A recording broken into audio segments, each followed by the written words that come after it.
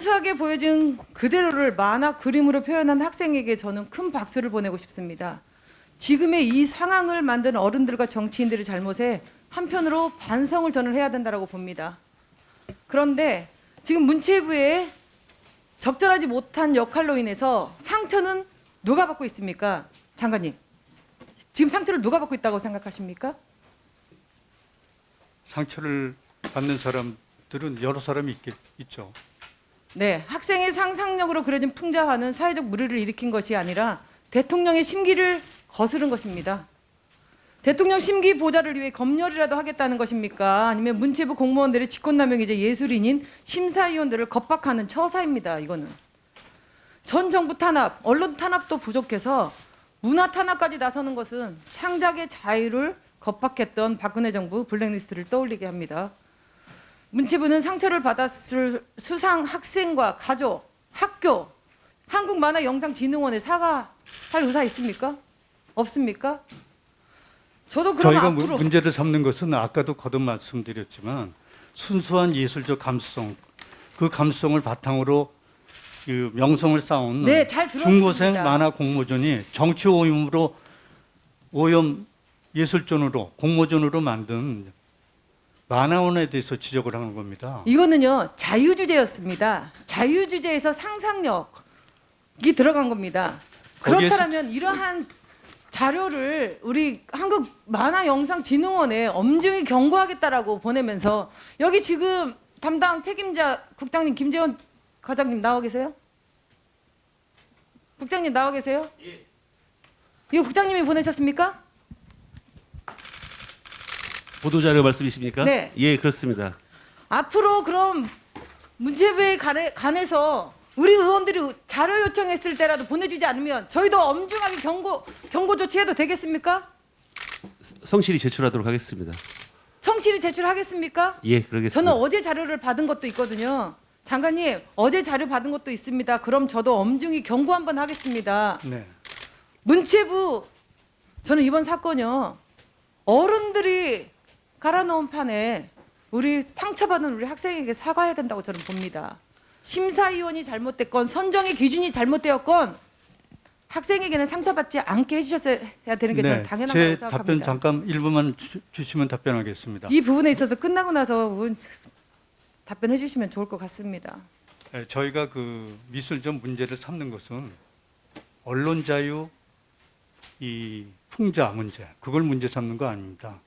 윤석열 정부는 언론 자유, 표현의 자유를 최대한 보장합니다. 왜 문제를 삼느냐? 처음에 그 만화진흥원에서 저희들한테 선정 기준을 4가지를 제시를 했습니다. 그 제시한 중에는 정치색 있는 작품은 탈락시킨다.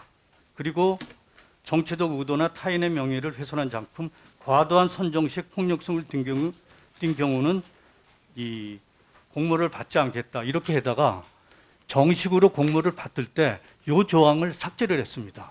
그 삭제한 이유가 왜 삭제했는지 저희들이 당연히 따져봐야 되고, 그로 인해서 이 순수한 예술적 감수성으로 명성을 쌓은 중고생 만화 응모전이 정치적 오염의 논란에 휩싸였다고 판단했기 때문에 그 만화진흥원에 왜 이걸 갖다가 의도적으로 바꿨는지, 왜 이런 기만 행위를 했다는 의심을 받고 있는지, 그런 거를 지적하는 겁니다.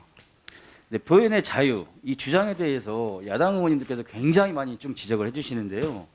이에 대해서 저도 좀 이런 지난 정부는 과연 이런 일이 있을 때 어떻게 조치를 했는지를 좀 사례를 좀 찾아봤습니다. 네, 첫 번째가 2019년 3월에 문재인 대통령은 김정은이 수석 대변인이라고 외신이 보도하자 당시 민주당 이해식 대변인이 기자의 이름, 개인 이력 등을 공개하고 이후 비판이 거세지자 삭제를 했습니다. 두 번째, 2019년 4월에 신전대협이 소득주도 성장으로 자영업자 소상공인의 이윤 추구를 박살냈다. 최저임금을 높여 고된 노동에 신음하는 청년들을 영원히 쉬게 했다는 등으로 전국 대학가에 대자보를 붙였습니다. 그 당시에 정부에서의 어떤 조치를 내렸냐면 대통령 풍자지자부에 대해서 사법기관이 나서서 대통령 명예훼손 혐의로 내사를 진행한 바 있습니다. 그리고 문재인 대통령은 2015년 문재인은 공산주의자 발언을 한 변호사 고용주에 대해 고소해서 민형사 소송까지 간 적이 있습니다. 이 사건은 올해 2월에 무죄 확정 판결을 받았습니다. 이 과거부터 이 표현의 자유, 위축 논란을 일으킨 건 다름 아닌 어떤 문재인 정권이 시작이 아닐까라는 좀 생각을 하고 있어요. 한국만화진흥원은 지방자치단체 출연 유관기관으로서 정부 예산 102억 원이 지원되는 표현의 자유보다 정치적 또는 종교적 중립의무 대상이라고 좀 할 수는 있습니다. 100번 양보해도 해당 기관이 만화 공모전 계획을 문체부에 제출할 때 이런 심사 결격사항으로 정치적 의도나 타인의 명예를 훼손한 작품이라고 명시되어 있습니다. 장관님 PPT 한번 봐주세요. 네. 여기 보면은 전국 학생 만화 공모전 계획안에서 결격사항, 정치적 의도와 타인의 명예를 훼손한 작품에 속해 있어요. 네. 장관님 하나만 묻겠습니다. 이게 자유의 표현이 문제입니까? 아니면은 이 공모전의 계획안의 결격 사항에 대한 게 문제입니까?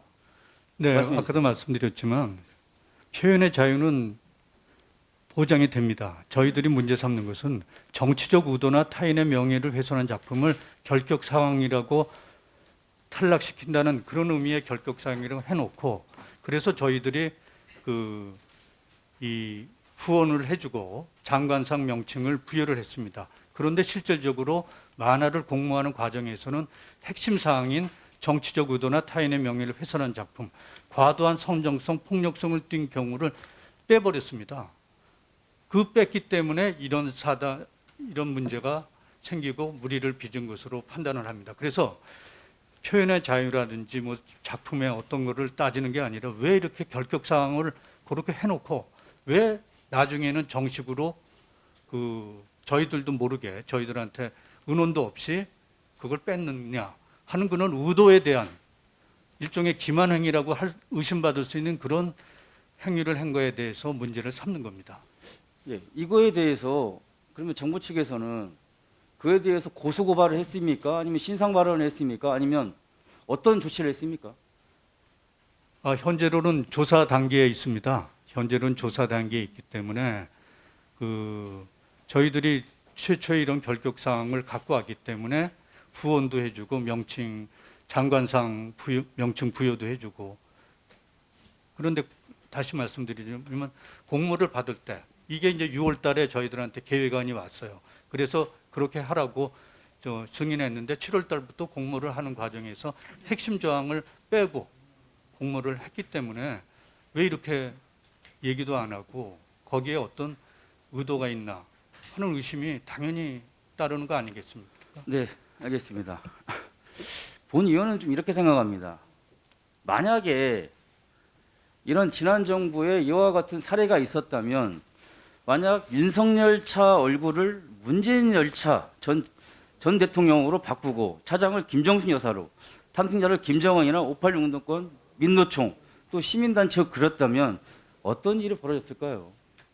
참 추측해보고 아마 정부 차원에서 한국만화진흥원에 대한 제재는 물론이고 만화를 그린 고등학생을 상대로 고발 고소를 제기하고 신상 유출과 온라인상으로 집단적인 린치가 있었을 것으로 본인은 예상을 합니다.